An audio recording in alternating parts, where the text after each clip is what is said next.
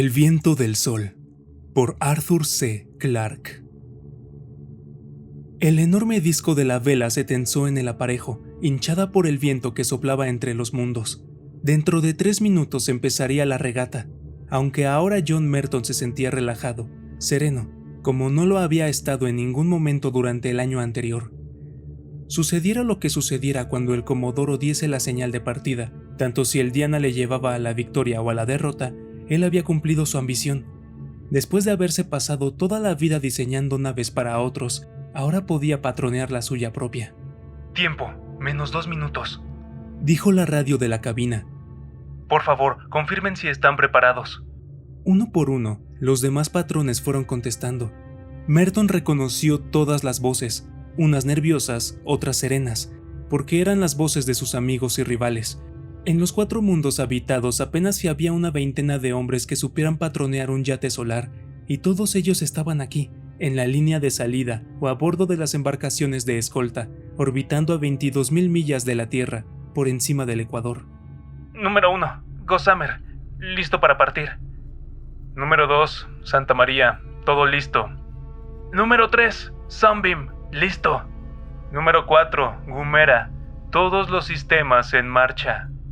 Merton sonrió tras este último eco de los primitivos tiempos de la astronáutica, pero había pasado a formar parte de la tradición del espacio, y había veces en el que el hombre necesitaba evocar las sombras de aquellos que habían ido antes que él a las estrellas. Número 5, Lebedev, preparado. Número 6, Aracne, listo. Ahora le tocaba a él, situado en un extremo de la fila. Resultaba extraño pensar que las palabras que él pronunciara en esta cabina serían oídas lo menos por 5 billones de personas. Número 7. Diana, listo para partir. Los 7 comprobados, confirmó aquella voz impersonal desde la lancha del juez. Ahora, T-1 minuto. Merton apenas lo oyó. Por última vez, estaba comprobando la tirantez del aparejo. Las agujas de todos los dinamómetros estaban quietas. La inmensa vela estaba tensada, su brillante superficie centelleaba y resplandecía gloriosamente con el sol. A Merton, que flotaba ingrávido junto al periscopio, le parecía que llenaba todo el firmamento, porque, en efecto, afuera había una vela de 50 millones de pies cuadrados, sujeta a una cápsula por casi 1 centenar de millas de cordaje. Todo el velamen de todos los clippers cargados de té que cruzaron un día los mares de la China, cosidos en una sola sábana gigantesca, no habrían podido competir con la vela única que el Diana había desplegado bajo el sol. Sin embargo, era muy poco más consistente que una burbuja de jabón. Aquellas 2 millas cuadradas de plástico aluminizado tenían un espesor de unas pocas millonésimas de pulgada tan solo. T-10 segundos, todas las cámaras grabadoras en marcha. Resultaba difícil para la mente captar algo tan gigantesco y al mismo tiempo tan frágil. Y más difícil aún era comprender que este espejo endeble podía remolcarle lejos de la Tierra, merced únicamente a la fuerza que recogía de la luz solar.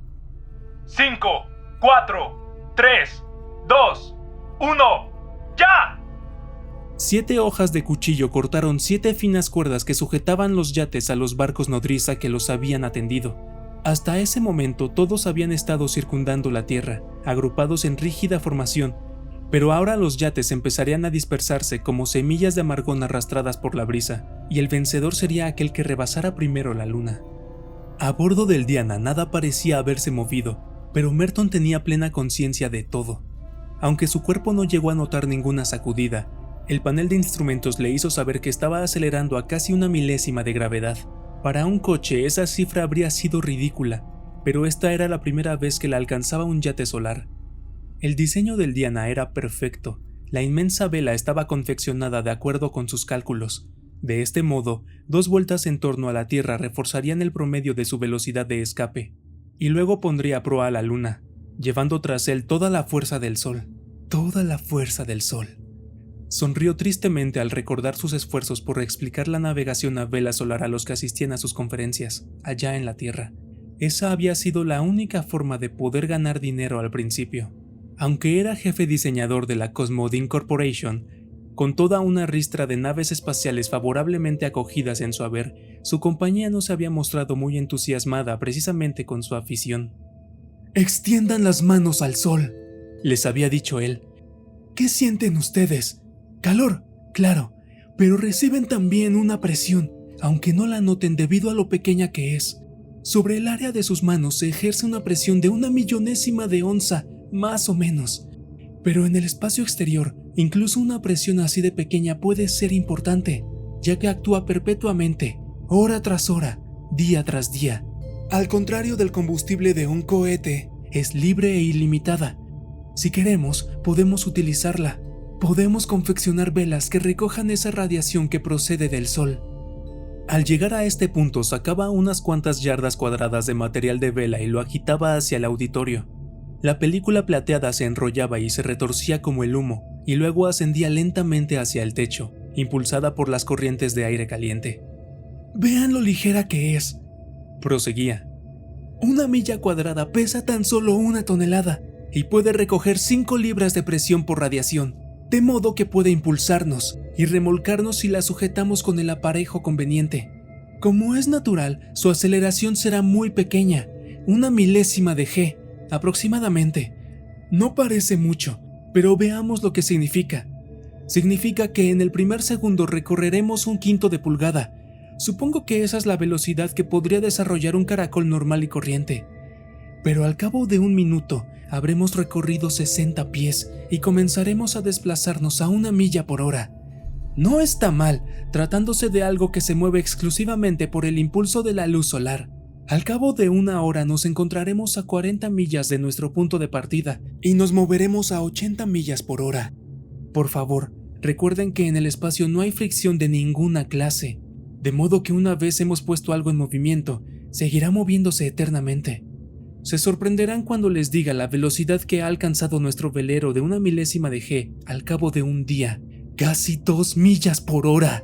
Si parte de una órbita, como tiene que partir, por supuesto, puede alcanzar la velocidad de escape en un par de días, y todo esto sin haber utilizado una sola gota de combustible.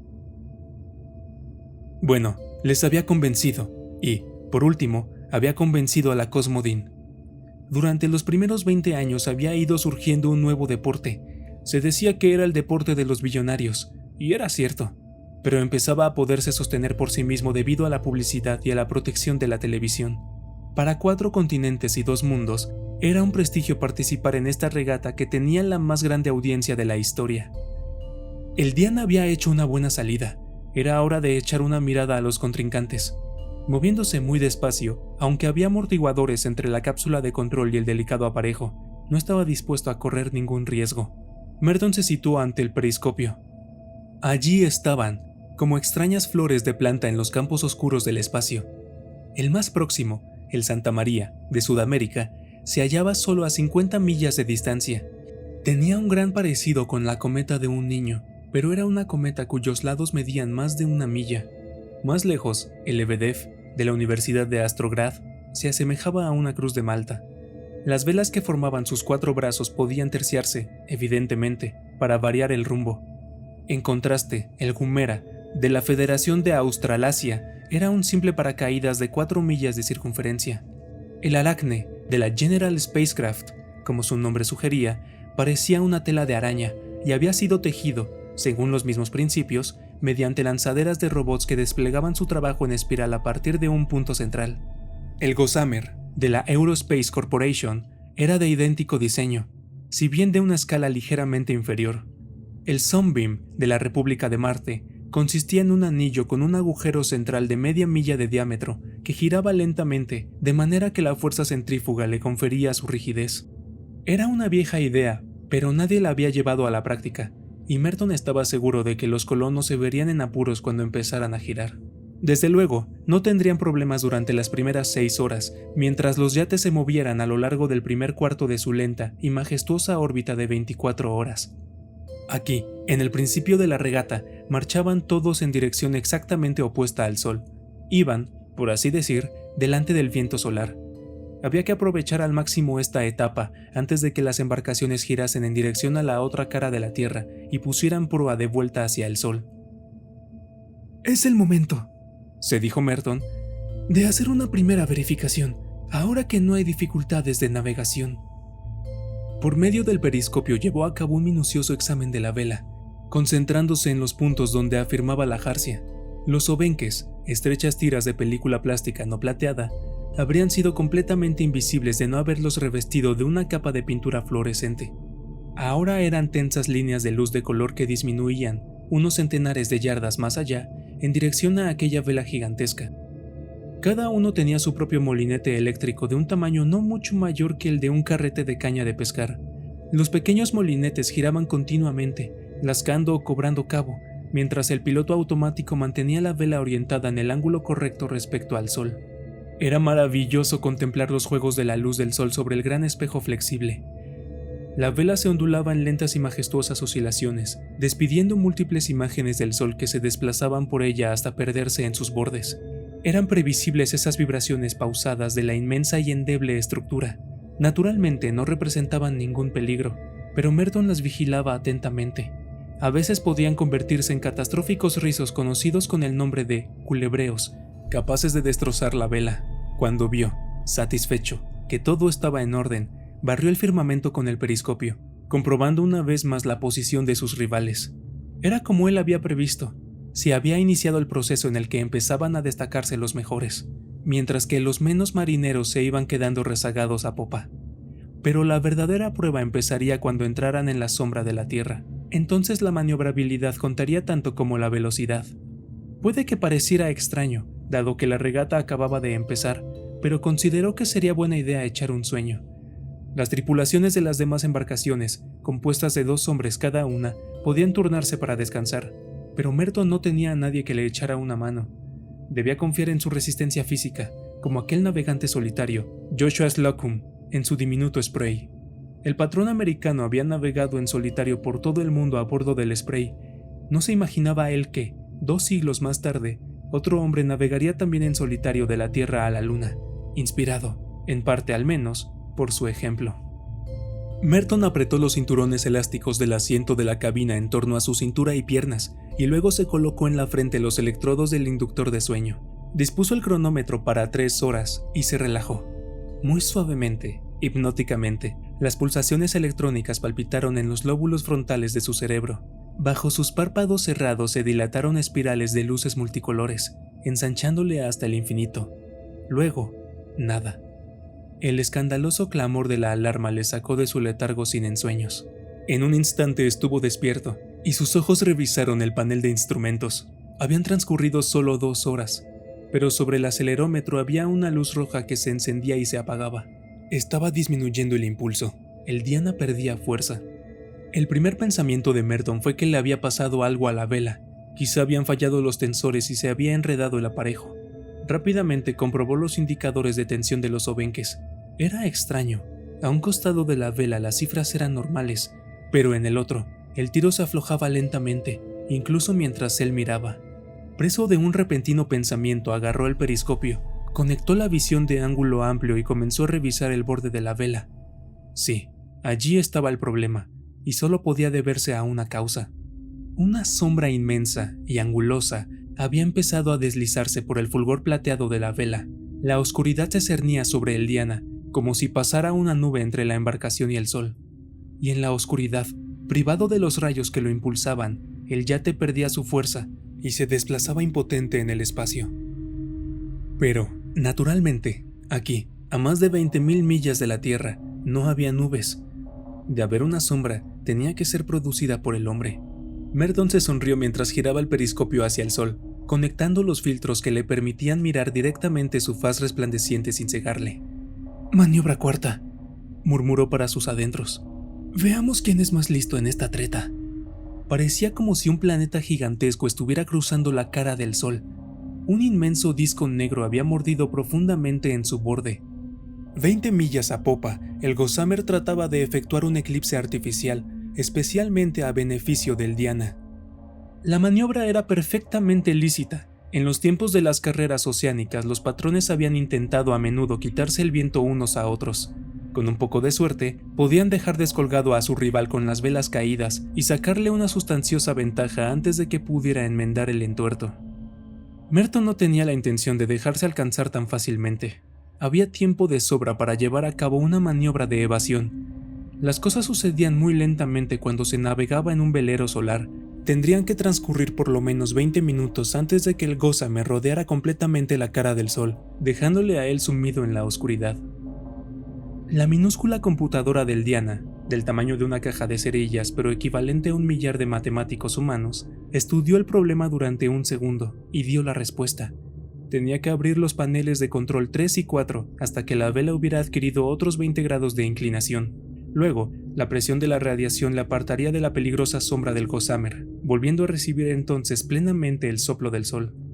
Era una lástima interrumpir ahora la labor del piloto automático, que tan cuidadosamente programado tenía para alcanzar la máxima velocidad. Pero en definitiva él estaba aquí para eso. Esto era lo que hacía del yachting solar un deporte, más que una batalla entre computadoras. Habían quedado fuera de control los Obenques 1 y 6 y ondulaban lentamente como serpientes soñolientas al perder momentáneamente su tirantez. A 2 millas, los paneles triangulares comenzaron a abrirse perezosamente, vertiendo luz solar en el interior de la vela. Sin embargo, durante un buen rato nada pareció haber cambiado. Era muy fácil acostumbrarse a este mundo de movimiento lento, en el que había que esperar minutos enteros para que se hicieran visibles a los ojos los efectos de una maniobra. Después, Merton vio cómo se inclinaba la vela hacia el Sol, y cómo se deslizaba inofensiva la sombra del Gossamer, y se perdía su cono de oscuridad en la tiniebla aún más profunda del espacio. Mucho antes de que la sombra se hubiera desvanecido y quedara claro una vez más el disco del Sol, el Diana volvió a su primitiva inclinación y reemprendió el rumbo que llevaba anteriormente. Este nuevo impulso lo alejaría del peligro. No debía sobrepasarse y virar en exceso, pues eso alteraría todos sus cálculos. Esa era otra de las reglas difíciles de aprender. En el mismísimo momento en que empiezas una maniobra en el espacio, debes ir pensando en terminarla. El dispositivo de alarma estaba preparado para la siguiente emergencia, natural o artificial. Quizá el Gossamer, o uno de los otros contendientes, intentara la misma treta otra vez. Entretanto, era hora de comer, aunque no tenía demasiada hambre. Se gastaba poca energía física en el espacio, y era fácil olvidarse de la alimentación. Fácil y peligroso. Porque cuando surge una emergencia, puede que no tengas las reservas necesarias para afrontarla. Abrió el primero de los paquetes de comida y lo inspeccionó sin entusiasmo. El nombre de la etiqueta, Suculencias Espaciales, bastaba para quitarle las ganas, y abrigaba serias dudas sobre la promesa que se anunciaba debajo. Alimento indesmigable garantizado. Se decía que las migas en el interior de los vehículos espaciales eran más peligrosas que los meteoritos. Eran capaces de meterse en los lugares más inverosímiles, ocasionando cortocircuitos, bloqueando propulsores vitales, y hasta se introducían en instrumentos que se consideraban herméticamente cerrados. En cambio, el embutido de hígado le sentó estupendamente, así como el batido de chocolate y piña tropical. El recipiente plástico del café se estaba calentando en el calentador eléctrico cuando el mundo exterior irrumpió en su soledad al llamarle el operador de radio de la lancha del Comodoro. Dr. Merton, si dispone usted de un poco de tiempo, Jeremy Blair desearía pedirle unas palabras.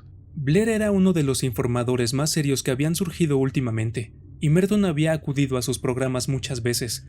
Podía rechazar la entrevista, por supuesto, pero Blair le caía bien, y en este momento, evidentemente, no podía alegar que estaba demasiado ocupado.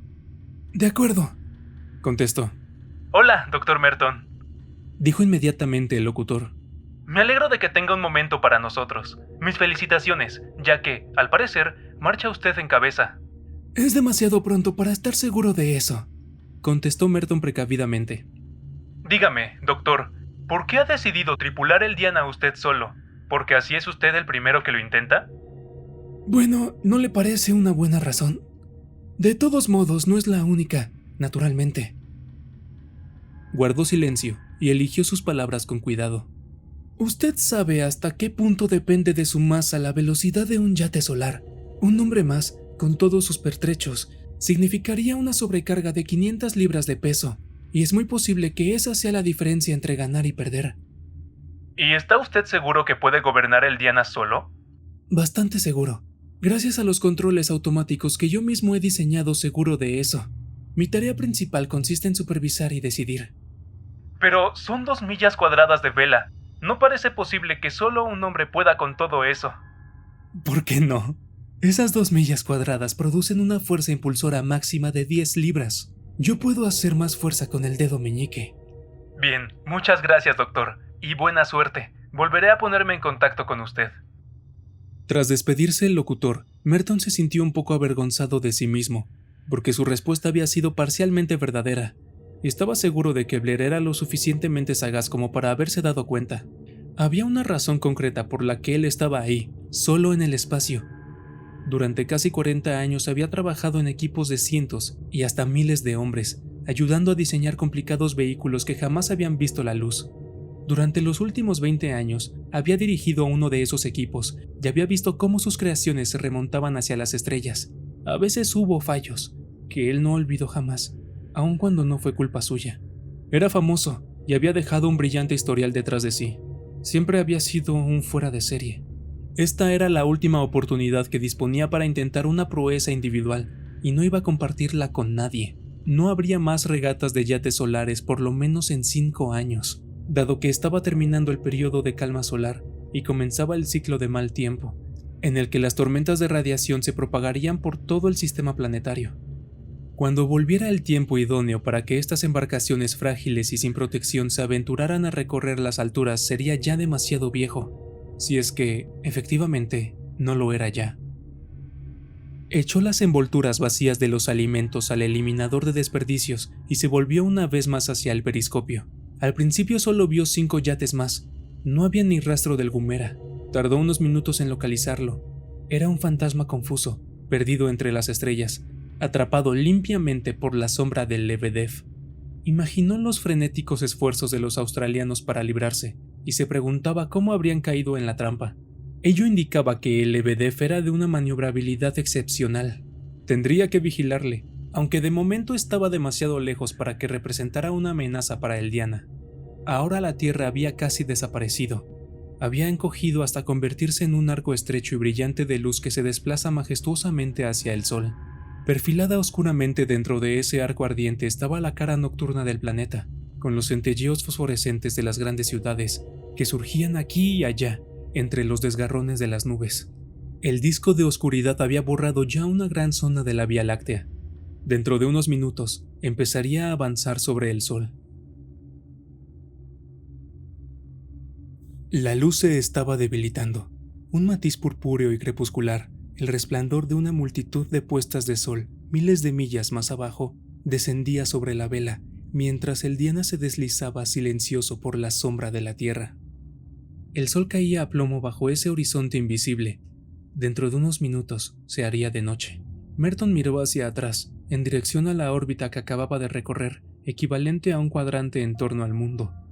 Una por una, vio parpadear las brillantes estrellas de los otros yates que venían a compartir con él la breve noche. Pasaría 1 hora antes de que el sol emergiera de ese enorme escudo negro. Durante todo ese tiempo, serían completamente impotentes. Se desplazarían sin fuerza impulsora. Encendió el reflector exterior y empezó a buscar con su haz de luz la vela que acababa de sumirse en las sombras. Los miles de acres de película empezaban a arrugarse y a colgar flácidos.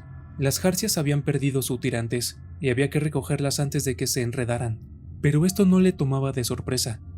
Todo marchaba de acuerdo con lo previsto. 50 millas a popa, el Aracne y el Santa María no habían tenido tanta suerte. Merton se enteró de sus dificultades cuando la radio cobró vida y empezó a hablar por el circuito de emergencia. Número 2 y número 6, aquí control, navegan a rumbo de colisión. Sus órbitas incidirán dentro de 65 minutos. ¿Necesitan ayuda? Hubo un largo silencio, mientras los dos patrones digerían la mala noticia. Merton se preguntó quién tendría la culpa. Quizá uno de los yates había intentado hacerle sombra al otro y se habían sumergido en la noche antes de terminar la maniobra. Ahora, ninguno de los dos podría hacer nada. Iban lenta, pero inexorablemente, en una trayectoria convergente, incapaces de variar el rumbo siquiera una fracción de grado. Sin embargo, eran 65 minutos. Para entonces estarían bajo la luz del sol, otra vez, dado que iban a salir de la sombra de la Tierra.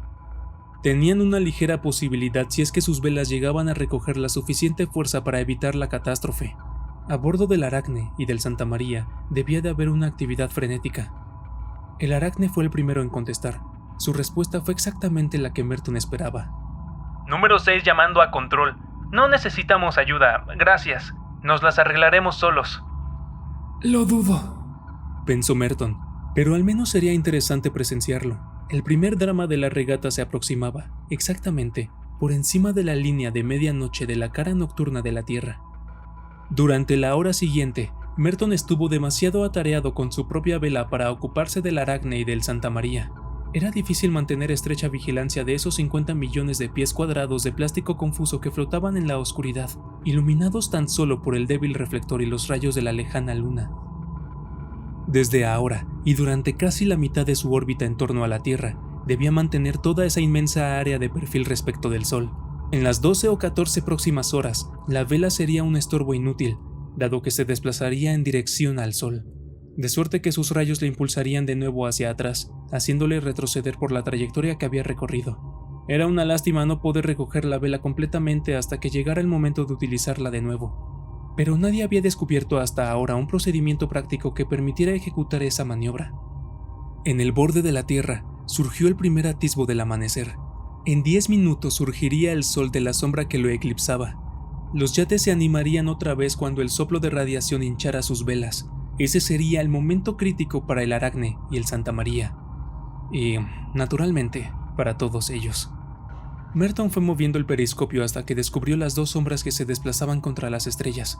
Estaban muy cerca una de la otra. Quizá distaban menos de 3 millas.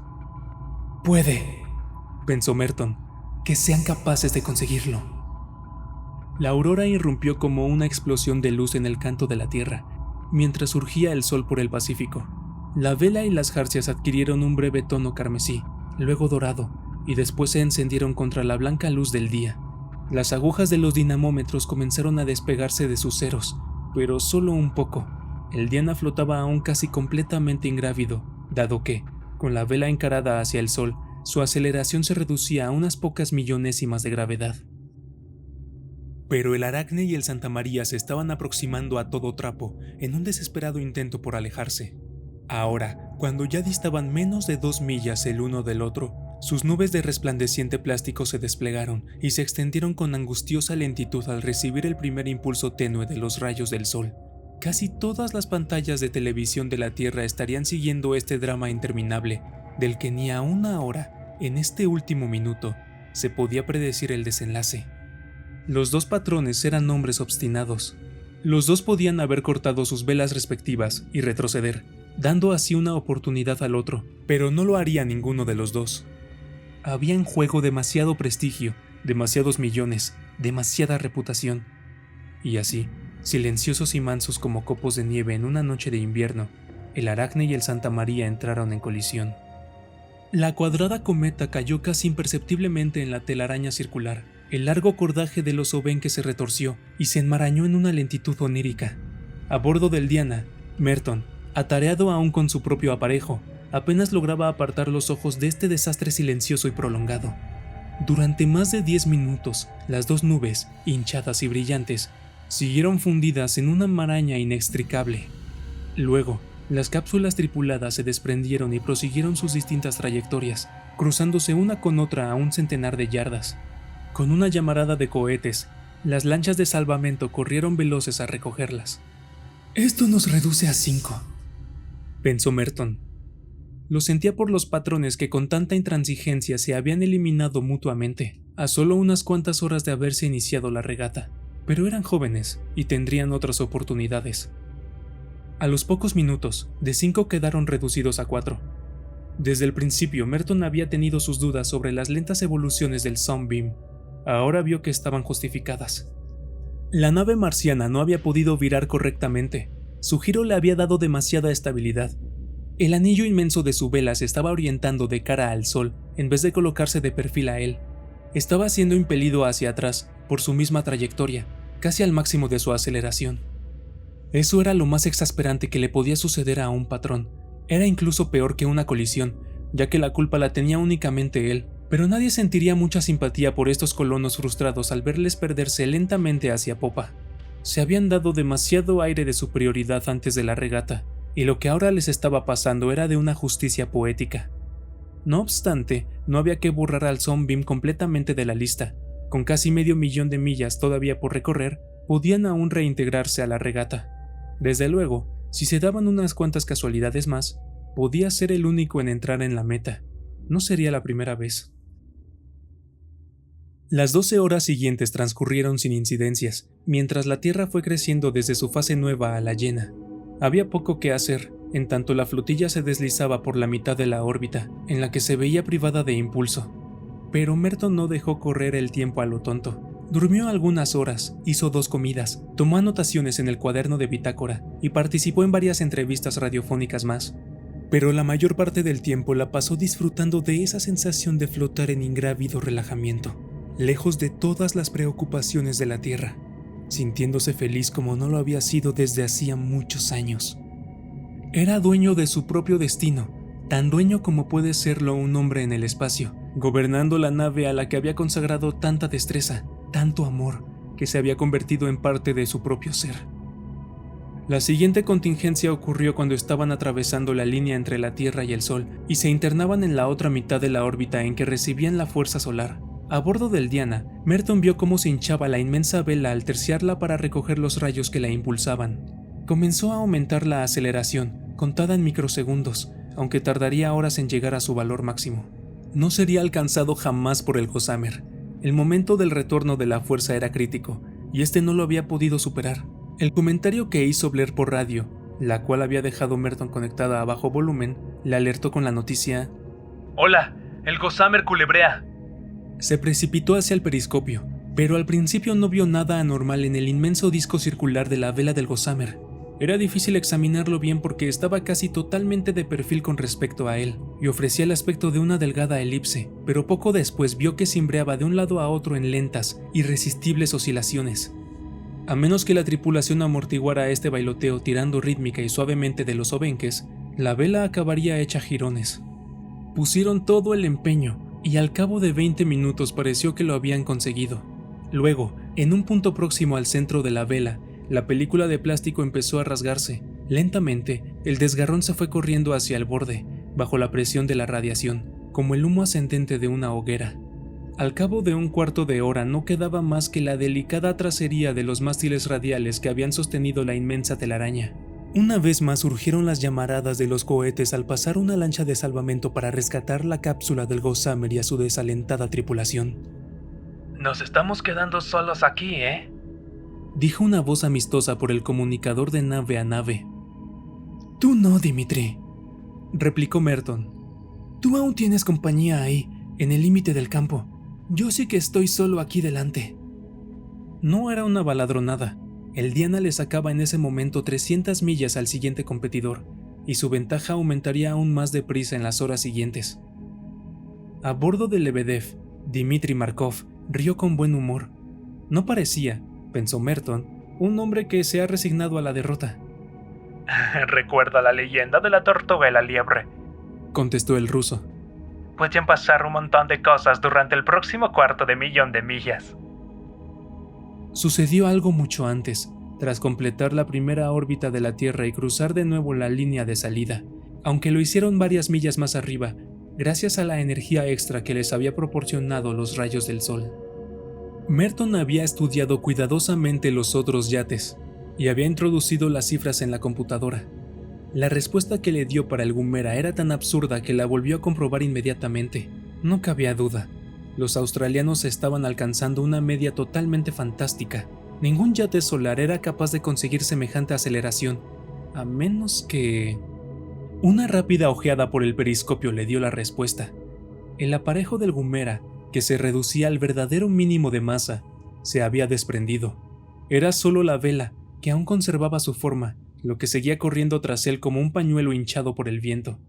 2 horas más tarde pasó flotando a menos de 20 millas, pero mucho antes de eso, los australianos habían ido a reunirse con la cada vez más numerosa concurrencia de a bordo de la lancha del Comodoro.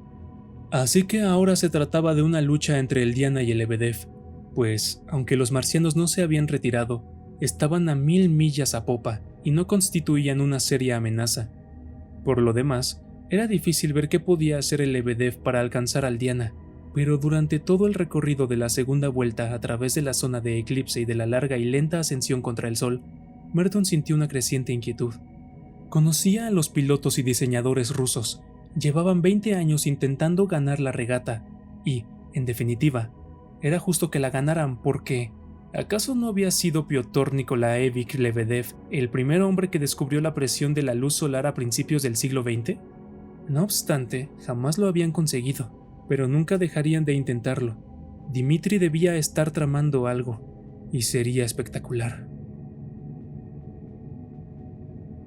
A bordo de la lancha oficial, que seguía 1000 millas a los yates de la regata, el comodoro Van Straten miraba el radiograma con furiosa consternación.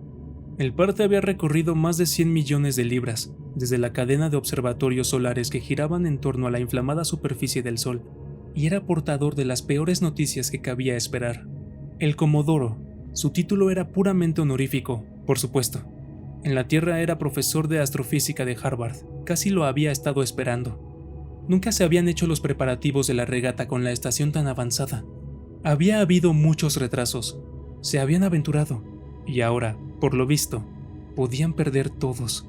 Bajo la superficie del Sol se estaban acumulando fuerzas enormes.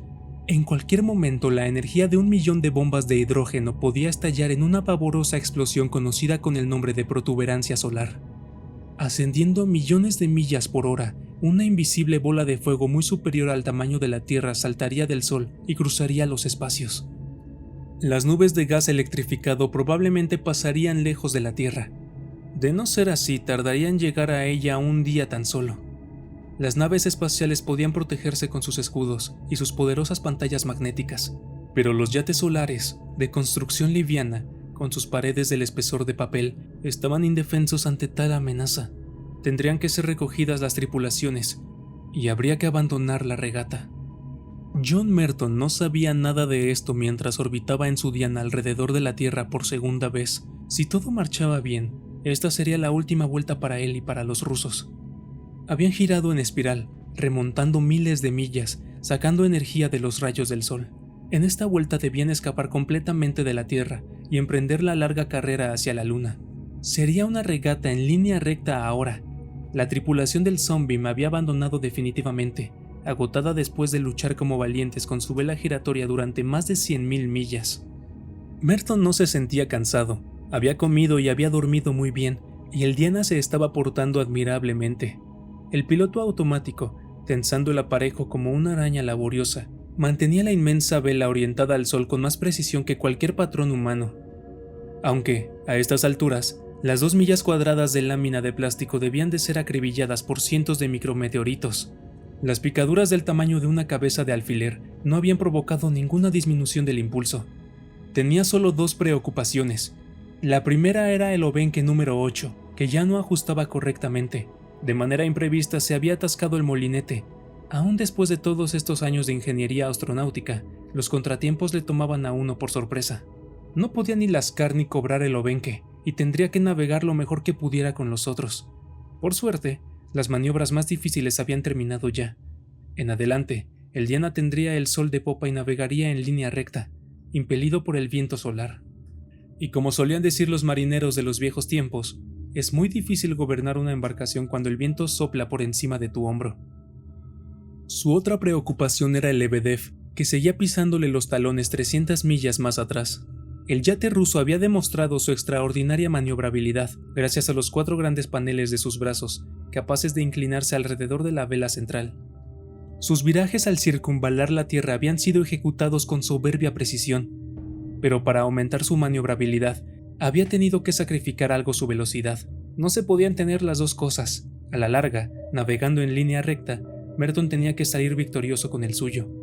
Sin embargo, no podía estar seguro de esa victoria hasta que, en el espacio de 3 o 4 días, el Diana cruzara la cara oscura de la Luna.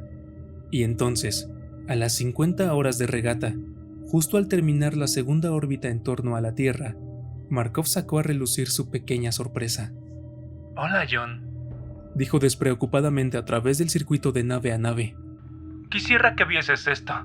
Puede que te interese». Merton se trasladó al periscopio y le dio toda la potencia de amplificación. En el campo visual, como una visión inverosímil que se recortaba contra el fondo estrellado, estaba la resplandeciente cruz de Malta de Lebedev, muy pequeña, pero muy nítida, y mientras miraba, los 4 brazos de la cruz se desprendieron lentamente del cuadrado central y se soltaron, perdiéndose con todos sus mástiles y su cordaje en el espacio.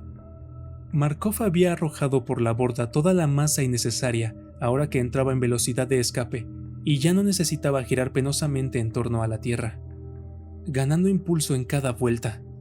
En adelante, el Lebedev era casi ingobernable, pero no importaba, tenía detrás todos los trucos de la navegación. Era como si un patrón de yate de los viejos tiempos hubiera arrojado deliberadamente su pesado timón, sabiendo que haría el resto de la regata con el viento de popa y una mar de calma.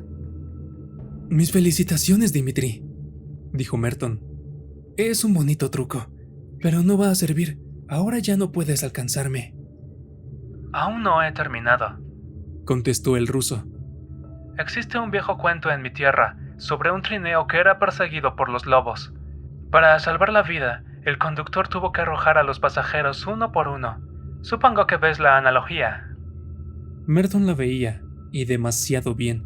En esta etapa final, Dimitri no necesitaba ya a su copiloto. El Lebedev podía realmente arrojar todo su lastre para entrar en combate. Alexis no se va a sentir muy contento con eso. Además, va contra el reglamento. Alexis no está muy contento, pero aquí el patrón soy yo. Tendrá que esperar unos 10 minutos hasta que le recoja el Comodoro. Y el reglamento no dice nada sobre el número de la tripulación. Debería saberlo. Merton no contestó. Estaba demasiado ocupado haciendo apresurados cálculos basados en lo que deducía a él del diseño del Lebedev. Al terminar, sabía que la regata no estaba ganada aún por ninguno de los dos. El Lebedev le alcanzaría justo en el momento en que calculaba él rebasar la luna.